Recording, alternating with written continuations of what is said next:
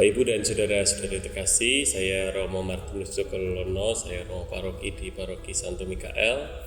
Saya mengajar juga di Fakultas Teologi dan saya menulis beberapa waktu yang lalu buku Gelora Hati Mangunwijaya, sebuah buku yang diterbitkan oleh Canisius belum lama ini. Ide awal dari penulisan buku ini adalah saya memang dari dulu kagum dengan pribadi ini, seorang tokoh yang pada waktu saya memasuki seminari tahun 2002 itu baru ngebum karena 3 tahun setelah beliau meninggal. Pertama, kedua, lalu saya membaca beberapa buku yang bagus tentang beliau dan saya berpikir ada baiknya saya memperkenalkan kembali beliau, terutama bagi generasi yang sekarang hidup dan mungkin tidak sempat membaca tulisannya atau tidak mendengar tentang kisahnya. Perenungan buku ini adalah perenungan kembali dari kisah-kisah kehidupan Romo Mangun. Lalu saya salah satu yang menarik dari Romo Mangunwijaya itu adalah tentang hidupnya yang anti kemapanan. Dia itu petualang ya dalam hidup ya, pernah jadi tentara, berhenti karena sebuah, ya bukan berhenti tapi selesai, lalu karena sebuah keinginan untuk membayar hutang bagi rakyat, itu ia akhirnya memilih untuk menjadi seorang imam pertama.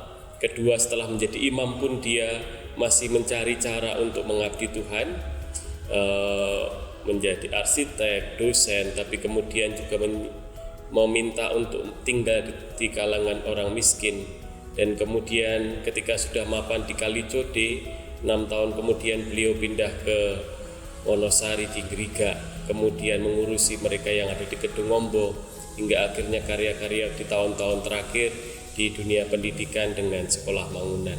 Seorang dengan gelora hati yang lebih berjuang untuk sesuatu yang ya menurut saya hatinya selalu terdorong untuk mendengarkan apa yang Tuhan inginkan bagi dia. Tentu saya menggunakan sebagian besar kisah-kisah dari Romo Mangun yang coba saya pahami, saya dalami, saya renungkan lebih dalam, terutama bagaimana ia memberikan teladan tentang seorang yang melakukan pilihan dalam kehidupannya. Ia tidak berhenti kepada panggilan menjadi imam. Menjadi imam itu hanya satu panggilan dan ada panggilan lain lagi untuk menghidupinya, entah dalam kepedulian kepada orang miskin, entah di dalam upaya dia untuk menyuarakan di dalam tulisan-tulisan maupun di dalam kegelisahannya yang akhirnya membawa dia pada banyak sekali karya sosial. Itu yang pertama. Yang kedua, soal bagaimana beliau melakukan diskresi. Ada 2 bagian yang ingin saya sebut. Pertama, bagaimana ia pernah ada dalam situasi mimpi masa kecil. Dia itu punya mimpi, nanti kalau gede saya akan menjadi bekerja dan malam minggu pergi bersama dengan seorang gadis. Cuman impian umum gitu. Tetapi kemudian ketika ia akhirnya mendengarkan namanya Mayor Isman, komandannya ketika ia menjadi tentara, setelah perang mereka dipuja-puji oleh rakyat, dipestakan, dan kemudian Mayor Isman ini mengadakan memberikan sebuah pidato yang mengatakan, tolong jangan pestakan kami dengan cara demikian, karena kami bukan pahlawan. Kami sering berperang dan ketika berperang kami bisa pergi, lalu rakyat yang berkorban, maka izinkan kami kembali menjadi manusia biasa.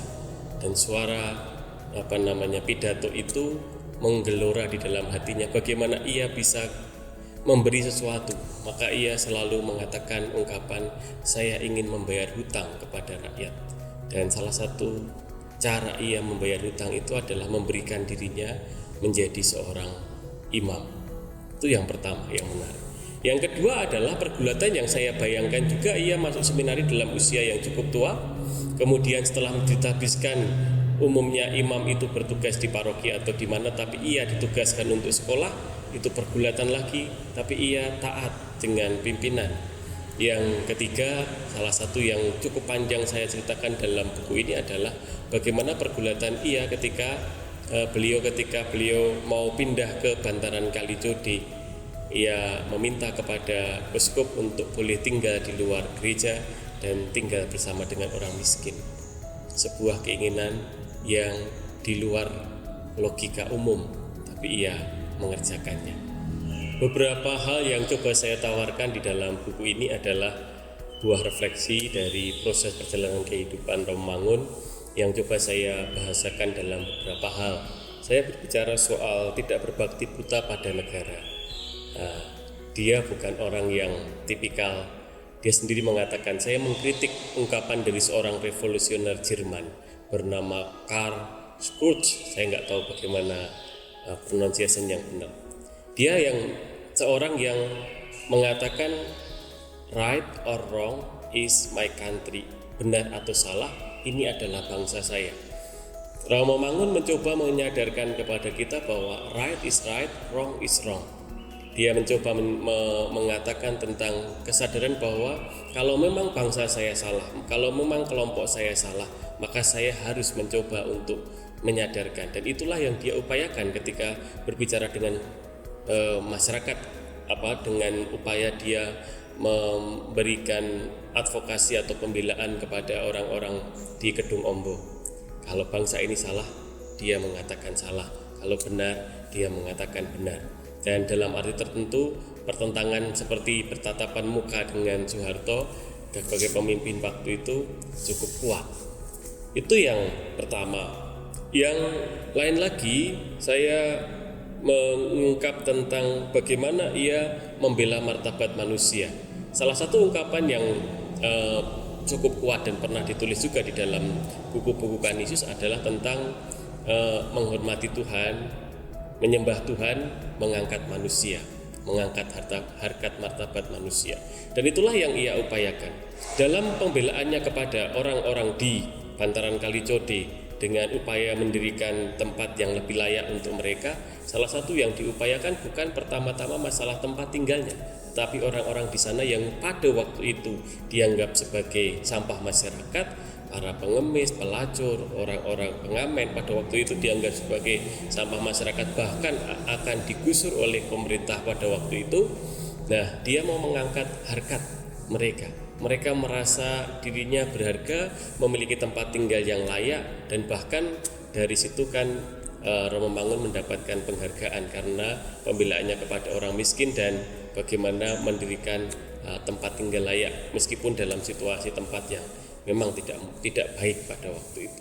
Itu yang pertama. Yang kedua juga terhadap pembelaan kepada warga Kedung Ombo, mungkin mereka kalah dan mungkin meskipun mereka menang di pengadilan, tetapi kemudian ada intrik-intrik dari pemerintah untuk membelokkan keputusan pengadilan. Tetapi salah satu yang beliau katakan adalah tentang penghargaan terhadap martabat manusia. Jangan sampai ada martabat manusia yang direndahkan. Juga Romomangun pernah mengungkapkan tentang manusia pasca Indonesia, pasca Einstein. Sebuah ajakan untuk menyadari bahwa kemanusiaan itu lebih luas daripada Indonesia. Jangan menjadi orang yang terlalu sempit, nasionalisme yang sempit, yang hanya membela dalam arti tertentu jaga image saja, tapi perlihatkan bahwa manusia Indonesia adalah manusia yang memiliki humanisme universal, kemanusiaan yang memang harus diperjuangkan. Kalau memang di negeri ini masih ada penindasan atas manusia lain, maka jangan pernah tinggal diam. Itu ungkapan yang menurut saya menarik. Beliau seorang tokoh yang berjuang untuk itu. Bahkan seorang Gus Dur, saya menulis di halaman 118 di dalam buku ini, Gus Dur mengatakan, dia menulis tentang ungkapan ini, Romomangun dan moral absolut. Moral absolut itu artinya kalau dalam bahasa orang Jawa adalah manunggaling lati lan ati, hati dan mulut dan pikiran itu bersatu. Demikianlah Romomangun itu tidak sekedar berkata, tetapi dia bertindak. Dan inilah sebagian dari pilihan hidup.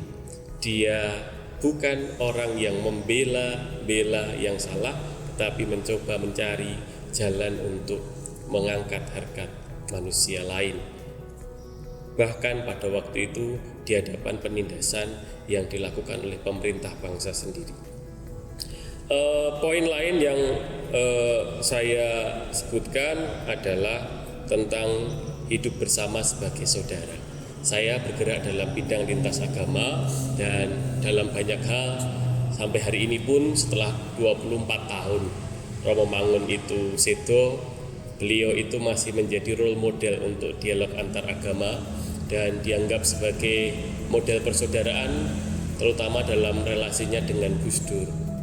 Ini pribadi yang kaosnya saya pakai ini adalah tokoh yang bersama dengan Romo Mangun pada waktu itu membangun persaudaraan antar mereka pertama, tetapi kedua juga mengajarkan bentuk-bentuk persaudaraan ini kepada orang-orang lain. Salah satu yang menarik itu adalah Gus Dur itu pernah mengatakan Romo Mangun itu adalah orang Islam yang belum hafal syahadat, sementara Gus Dur itu orang Kristen yang belum dibaptis, yang mengungkapkan tentang bahwa akhirnya ada perjumpaan antar manusia di balik agama-agama.